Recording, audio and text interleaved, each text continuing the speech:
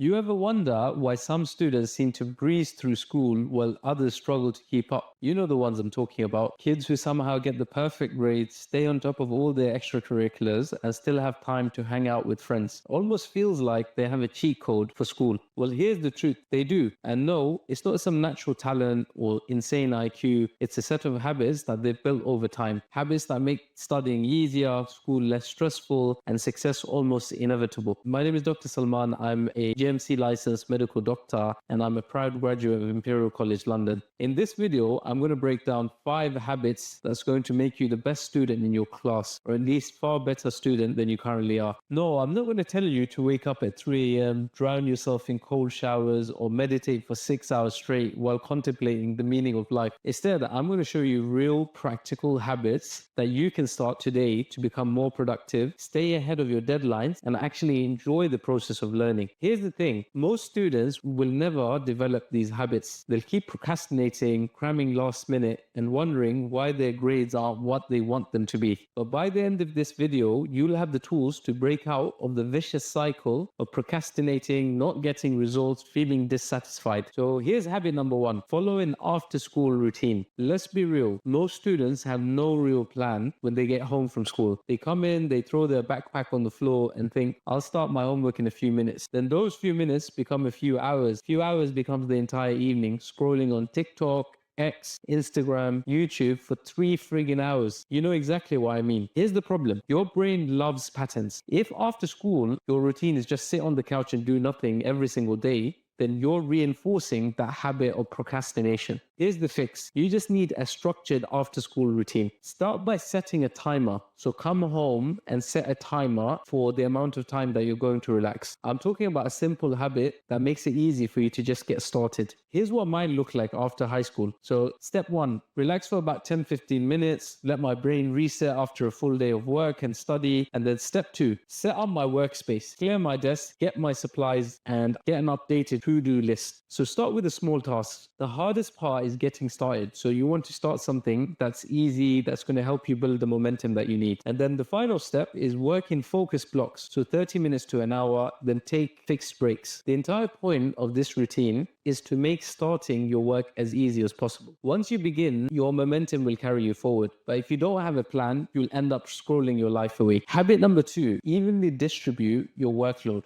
Picture this, you get a big project or a huge reading assignment and your teacher gives you 2 weeks to complete it. What do? Be honest. For most students, the answer is nothing until the last 2 days. So the result is a stressful, cram everything to the last minute all-nighter where you're barely keeping your head above water. So here's the fix. I want you to tap into the power of daily distribution. Instead of cramming everything in the last minute, spread it out evenly over time. For example, you have a 70-page psychology reading in about 2 weeks. You're going to get an exam based on it. Read 5 pages per day instead of 70 pages the night before. And then you'll also tap into the power of spaced repetition. If you re-expose yourself to the same concepts, your memory and ability to recall and retain information will be much higher. It sounds simple, but this one habit completely changed how I approach school. I never had to stress about deadlines because I was always ahead after using this. So habit number 3, confront your knowledge gaps. Most students think that they're studying, but they're actually just repeating what they already know. Have you ever been reading a textbook and come across a term you don't fully understand and just kept going because it sounded familiar? Yeah, that's me too. And let me tell you, that's a huge mistake. Instead of brushing off things you don't understand, attack them head on. And here's how. Step 1, when you get a question on an exam, don't just glance at the correct answer. Rework the problem. Step 2, if you come across any unfamiliar terms, phrases, stop and look it up immediately. Step 3, you use tools like flashcards, Quizlet, or your textbook to make sure you actually understand it before moving on. Yes, it makes studying less comfortable, but guess what? If you're uncomfortable, you're learning. Habit number 4, get comfortable asking for things. So most students wait for opportunities to come to them, and that's a big mistake. The truth is that you have to ask, you have to be proactive. So you want a research position? Email professors. Want a leadership role? Ask your teacher or club advisor. Do you want an internship? Send messages to the companies. When I was in high school, I emailed tons of professors asking for research opportunities. Most of them ignored me, but one said yes. That one yes was all I needed. You'd be shocked at what you can get in life just by asking. Habit number 5, do something you enjoy every single day. Look, I know some of you are grinding through classes, extracurriculars, and then college applications, and you probably think you don't have time to do anything fun. But here's the truth. If you don't take breaks, you will eventually burn out. So give yourself small daily rewards. They can go a long, long way. So watch an episode of your favorite show. Go for a walk.